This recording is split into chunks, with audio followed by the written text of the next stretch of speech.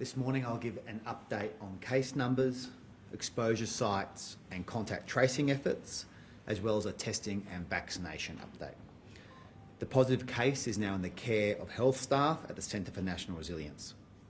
He is the subject of further interviews and investigations today to ensure we are confident about his movements and to help us work out how he became positive. We do know his accommodation on the Friday and Saturday nights was the Mantra Pandanus on Nucky Street. This has just come through a few minutes ago, so that has not been listed as an exposure site yet, but it will be. I just want to give you that information as it has just come through. We do know also that he spent time on Friday and Saturday night with a person who had recently arrived from Cairns, so we're investigating that further, and that person is now in quarantine. We're interviewing them to help determine whether this could be the source. There are 5 household contacts in Katherine. All have been tested. One of those tests has returned a positive result. All of these contacts are being transferred to Howard Springs.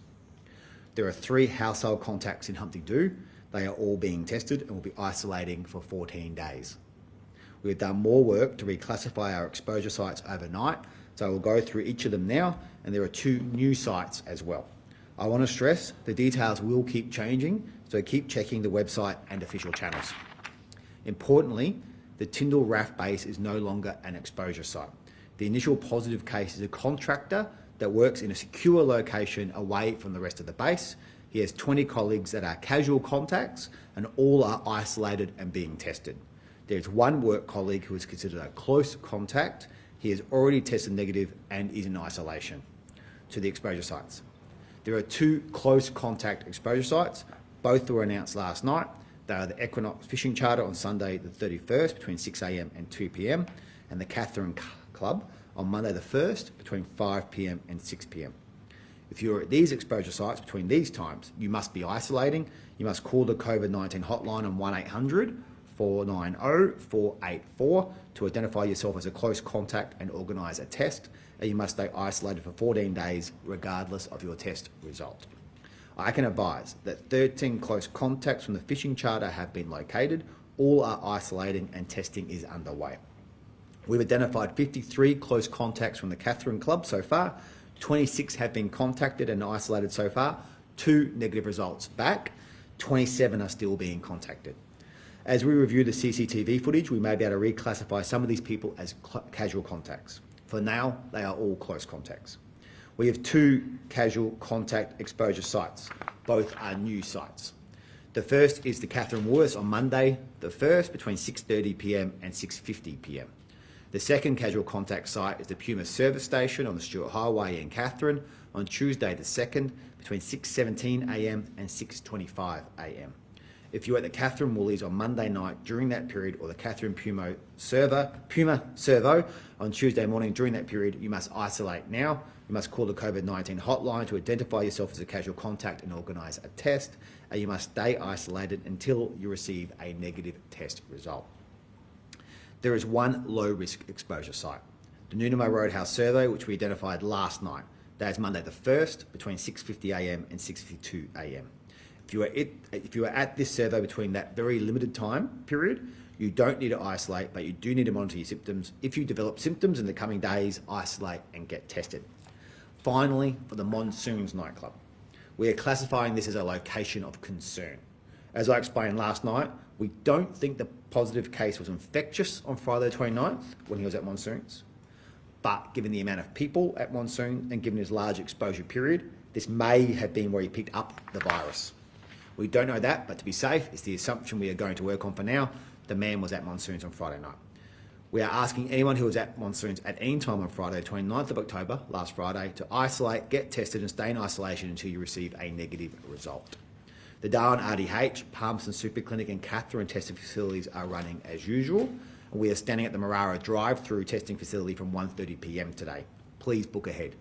And remember, don't get tested for no reason. Get tested if you've been to an exposure site or if you have symptoms. I know the Katherine testing facility already has long lines. Please remember, you only need to get tested if you've been to an exposure site or if you have symptoms. And I repeat, Tyndall is no longer an exposure site. The wastewater results for Darwin earlier in the week have come back negative, and we are waiting on the Katherine results. We are testing both locations again today. I thank Territorians who have booked in for a vaccination since last night. More than 500 people booked a vaccination appointment between 10 p.m. and 11 p.m. last night, which is incredible. The vaccination clinics in Darwin and Palmerston are now booked out for the week, but you can still get vaccinated at GPs and pharmacies, and there are still HIPS appointments available from Monday. So we're booked Saturday and Sunday and today. There are still appointments available in Katherine today. We have seen terrific progress in Aboriginal Territorians getting jabbed, more than 1,500 getting vaccinated just in the last week. That's everything we have so far. I'll pass to the Chief Health Officer and the Territory Controller now, and then we'll answer all your questions. Thank you.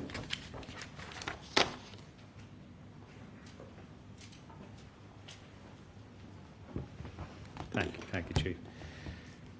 So I think the key point is we now have a further case. We have a case of transmission from our primary case.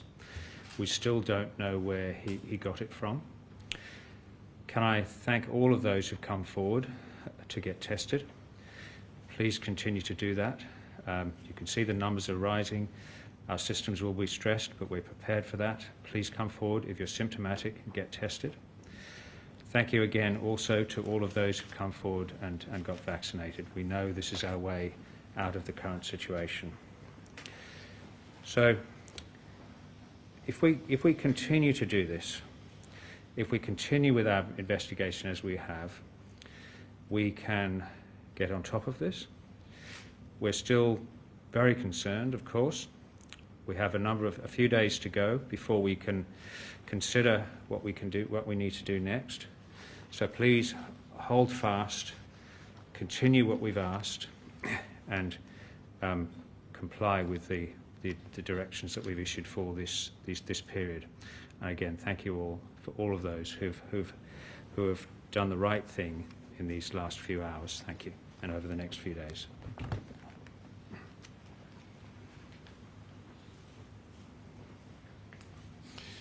Good morning, everyone. The teams have been going at a very high tempo since last night. Obviously, there was some levels of confusion as to who was opening, who was going to go to work, who was not. I trust that has been clarified now, but for those that are still somewhat uncertain, if you are unvaccinated and an essential worker that is unable to perform your work at home, you can go to work, but you are only exempt to go to work and perform your duties at work. As is the case with everybody, you must wear a mask.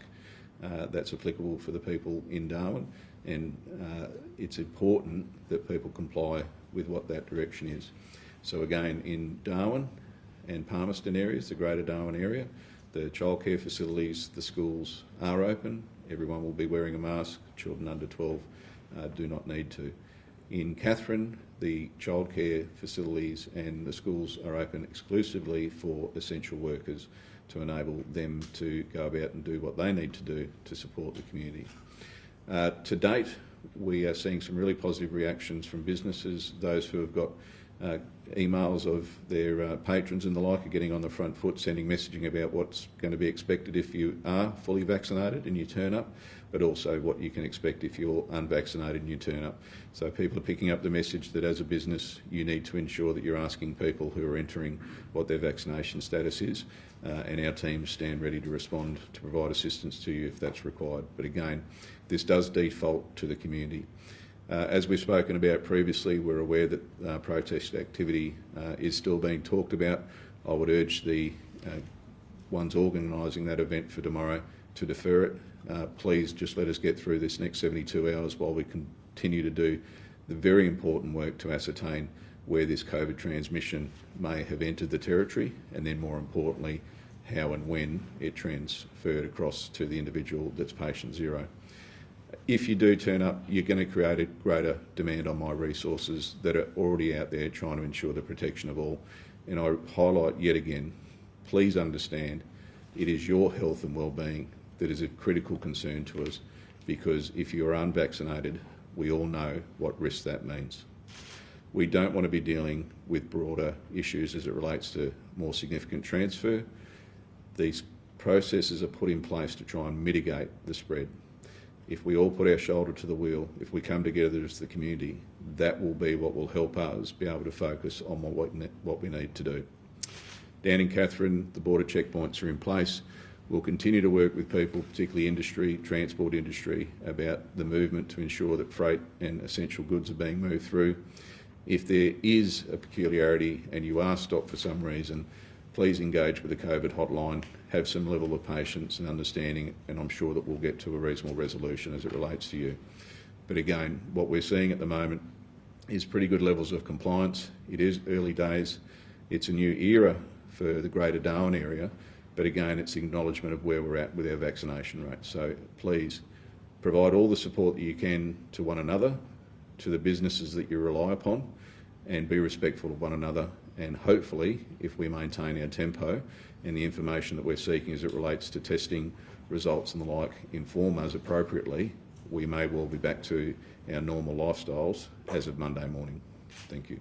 Commissioner, last night you said that police will be taking an education-first approach to these protests.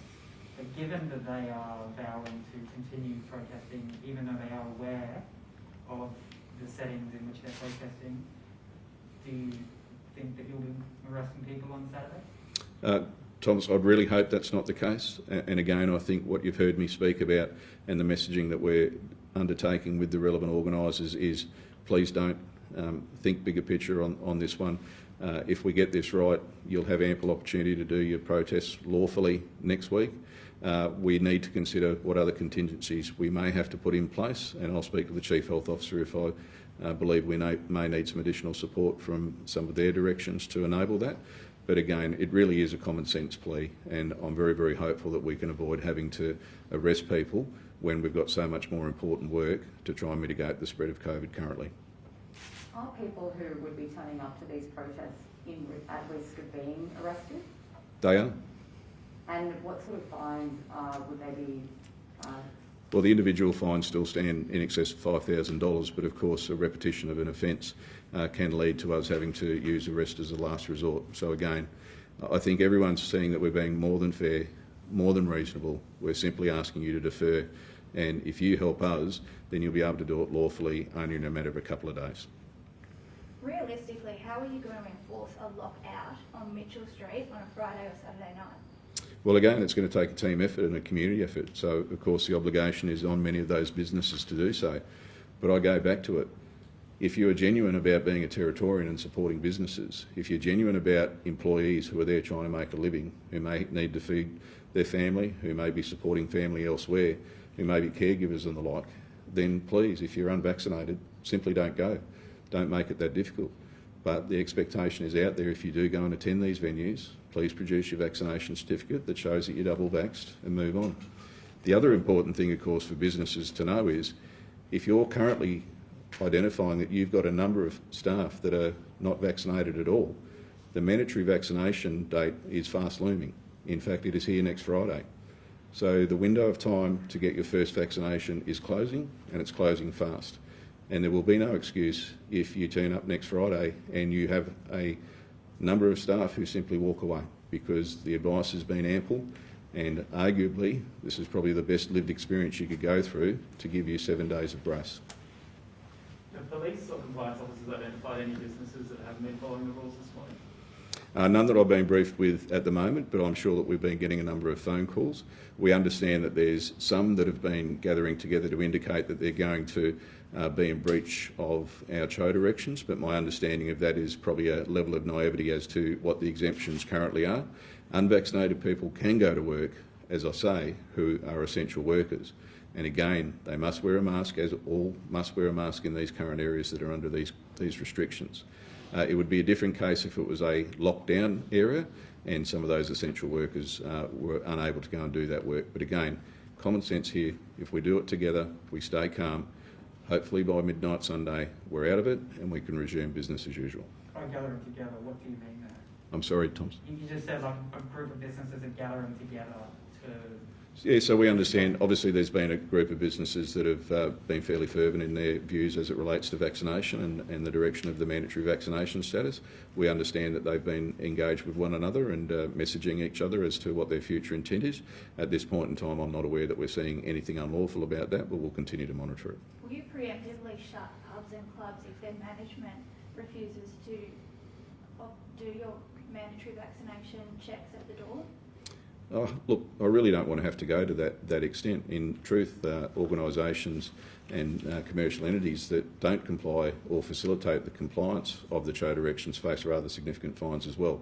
So that would certainly be our first step, as opposed to punishing patrons. But I go back to it. I don't know why a business would want to injure itself and its employees by facing the threat of being closed. It would be very much a last resort for me. This question for the Chief Minister. Thank you. So, firstly, have we confirmed which strain of COVID this positive case has and the second positive case? We're presuming Delta. We'll also do that work around the genomics, but I don't think a case in Australia hasn't been Delta for a very long time, so very safe to assume it's Delta. And presume that you're doing genomic sequencing to find out whether the virus came from Sydney or Melbourne or elsewhere? Yeah, that work's happening. And you mentioned that the presumption at this stage is that they might have caught it at monsoons. How many potential people could have been exposed to this? I don't have a head count for monsoons. It's obviously a very large window at monsoons as well. There's been a lot of movement at monsoons. That's obviously a site where you may have acquired it. We obviously are looking for the missing link. We're trying to work out where this came from and how it entered the Northern Territory. That's a critical part of our current search, and monsoons could provide the answer. But that will be safe to say there was a lot of people at Monty's on Friday night. Isn't the check-in out, there should be an instant head count, shouldn't there? As we know, the check-in count isn't always fully accurate. We had that experience with the Buff Club, with the membership register, etc. So I'm not going to give a head count today now, but we know it'll be a lot of people. Just some clarification as well on what it means to be in a lockout. So, for example, Yep. Can someone from Greater Darwin go to Litchfield Capital this weekend? No. And, If I can add just a little bit further to that. If you're an essential worker who is double vaccinated and you need to leave the Greater Darwin area to do that essential work, fix something, that's allowed. So there are some exemptions within the Cho direction just to allow that movement, and there has been in the past some management with the borders, similar, same in the lockdown, where people are just outside the lockout area and about how do you get essential supplies. So those practical things will be happening again, but take it as read if that makes sense. If in doubt, you're not meant to leave the lockdown area or the lockout area. There's a reason why we've made these decisions. We don't want you being the person who may take corona outside of those areas. Are you also able to clarify why Palmerston isn't a part of the lockdown, given they don't have an 80% double vaccination rate? Yeah, so we've always treated Darwin, Palmerston, the rural area as one area. The Police Commissioner can touch upon this a bit further if you want. If you look at the movement between those areas, it would be extremely resource intensive and difficult to have a different set of rules for Darwin, Palmerston, or the rural area. We are confident in the vaccination rate in these areas for the lockout decision. We also have negative wastewater results. So we're doing obviously the work around test, trace, isolate and quarantine. We've got the vaccination rate that brings down the transmission potential. We've introduced the mask mandate, bring down the transmission potential. So we're confident that we've reduced all that risk in the Darwin area at this stage, based off the information that we have, to be able to have a proportionate response that deals with this safely, and that's what we've got at the moment. How concerned are you about those remote areas around Katherine? Forget the fact there's a case, if that makes sense. I've been extremely concerned about all our remote areas and our vaccination rates all the way through this. The Territory has a rare opportunity on the world stage, an absolutely rare opportunity. Essentially, everyone in the Northern Territory has had a chance to be vaccinated before COVID comes. There's basically nowhere in the world that's had this opportunity. There's a few Australian states, New Zealand, that's almost it, that you literally have the chance to take a life-saving vaccine before COVID becomes part of our community and there's transmission. That's a rare opportunity, and we're doing everything we can to get people vaccinated. This case, I think, reminds people of what that rare opportunity is, and hopefully they're grasping it now. We're seeing those book outs. But it'd be fair to say that something that's driven us all the way through this pandemic is the vulnerability of our population, particularly in the remote parts of the Northern Territory. From the Borders decision to our vaccine efforts now, we are in a race to try and save every life. There's federal data out this week which suggests that within the Darwin LGA, only I think about 50% of Indigenous people have received both doses of the COVID vaccine. Are you concerned about vaccination rates among Indigenous Australians in Darwin? So we obviously look at this mainly through the remote context, but obviously we have people who are Aboriginal who live in the urban settings, Darwin, Palmerston, Alice, Tennant, etc. We are actually doing a door-to-door Territory housing program now as part of our vaccine rollout, physically knocking the doors. We've also had vaccine teams going out through, mobile teams, outreach teams going out through Darwin, Palmerston and the rural areas, etc. We had 1,500 people who are Aboriginal get vaccinated just this week, so there are constant ongoing efforts to make sure people are being vaccinated. But yeah, I would love the Territory vaccination rate to be higher. We have vaccines available. We've now, for the first time in a long time, fully booked out today, tomorrow and Sunday. I mean, that is a reaction, I guess, when the case is here. One of the things that we've had to combat in the Northern Territory, I don't know if you want to call it a life admin or a complacency issue, etc. We obviously haven't had community transmission. We haven't had the trauma of death in the Territory, and they're things that have driven vaccination rates in other places. We now have a case of COVID in the Northern Territory that is highly presumptive of community transmission. Well, it's community transmission. There's no other method that this person could have acquired it.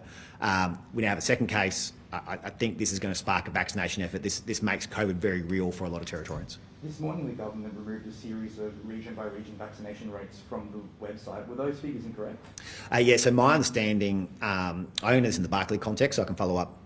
In the Barclay context, there was about to show there were over 100% first dose, and so obviously that data was wrong. It's removed. I understand there's still regional data on the website, but this goes to some of the difficulties we've had in how the Commonwealth collates the data and uses the data. I remember Andrew Barr, as Chief Minister of the Northern Territory, this a while ago now, laughed in a good way. I think he was over 100% vaccinated in 80 pluses or something. Like there is obviously some problems in how this data gets collated. That's one reason why we've tried to be as consistent as possible with how we use our data to inform our decisions. We want the most robust data possible. Obviously, I get that from Health. Health take a lot of care in the data that they look at when it comes to vaccinations, because we want to make the best decisions possible, and the vaccination rate's crucial to that. Is there a chance that that data that's not correct has been used to command policy decisions? No.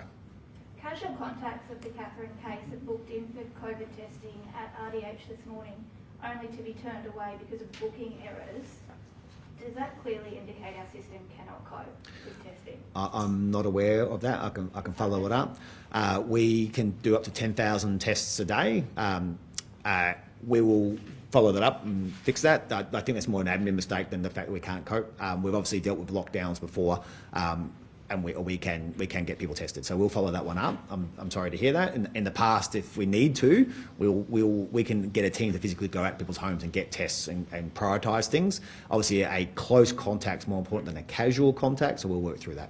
We've talked to one Territory business, one of the exposure locations this morning, who said that they've lost now 2 weeks of business. They're a tourism operator, so they've had a very rough 2021.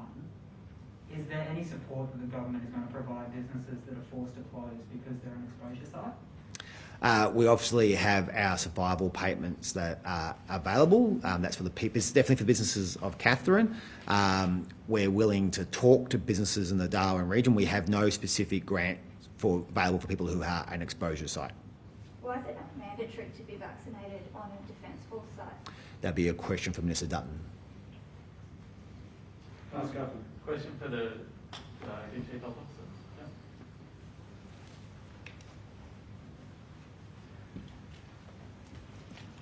So, Katherine, when the government's roadmap out of restrictions was announced and the shift to lockouts was announced, it was very clearly said that there would need to be 80% double dose coverage across the Territory, across every region, 80+% coverage in remote communities, and increasing coverage in the 12 to 15 age group. We've now seen none of those targets be met. We see the check-in app doesn't have the capability required for the lockout processes that were promised, and we've seen the health advice change overnight. Are these rush changes putting Territorians at risk? Sorry, what was the last point? The what changes? The health advice changed on the website overnight for essential workers? Yes. Look, I'll address the issue of vaccination. We were doing very well in the Territory. We're very well set up in terms of our capacity to deliver vaccines. But as you've seen, and as we've all understood, and we hope is changing now, we've seen reluctance to get vaccinated. This episode, which is frightening to everyone, has clearly led to a significant uptick in vaccination. As I've said, this is the way through this. We've always said that 80%, as the national roadmap said, 80% was the overall target. But as the Chief Minister has said many times, and we have all said, we need it to be 80% across the territory. If we can't achieve that, then there will need to be some way in which we protect people or communities until we can achieve those rates. That emphasises again the importance of we need the community to play their part in this. We need them to come forward and get vaccinated. That's our way out of this and out of these kinds of lockdowns and lockouts and other measures that may be necessary. We know we can achieve this. We know the Territorians can achieve this. We have done extremely well with our vaccination program. It has faltered a little bit on the basis of people's reluctance to come forward. That's why this is so important at this time, that people come forward and get vaccinated. I'm repeating myself over and over again. I sound like I'm banging the same point, but it is such an important thing that people get vaccinated now. How quickly are test results coming back? Like people going forward to get tested today or last night, how quickly are their results being returned? Oh, we can get the tests back within the day. There's no problem with that. And just on the issue of capacity, we've surged up to 3,500 tests a day in the past, but we now can go a lot further beyond that. So we're not concerned about capacity. There may be some logistic issues, particularly when you surge up initially. So as the Chief says, we will look into that. But I've got absolute confidence. I have no problem with our capacity at this point. Would it be fair to say that given the first case was at monsoons, presumably with a lot of people in a crowded space, and presumably a lot of people are going out to get tested today, it won't be actually until tomorrow that we know whether we're going to have a serious increase in the number of positive cases potentially? Yes. Yes, I suppose what is reassuring, and I don't want to falsely reassure people, but so far we only have one case in the close contacts. They're the ones that are most vulnerable. They're the ones that are most at risk. So if that sort of attack rate is replicated, we won't expect to see too many cases. But the whole key point that we've tried to make is we don't know where this came from. So we don't know if there is other spread in the community. And that's why we have to be so intensive in our testing, and also, please, again, get vaccinated. So the monsoon exposure site, as we've said, it was very early on. So we're not really concerned about him acquiring it then. We're concerned that it as a possible source of a transmission, but that's probably unlikely as well. But all the other household contacts of the man in Katherine tested negative. One tested positive, but have the rest tested negative. Yes, that's right. Yes. Thank you. Yes.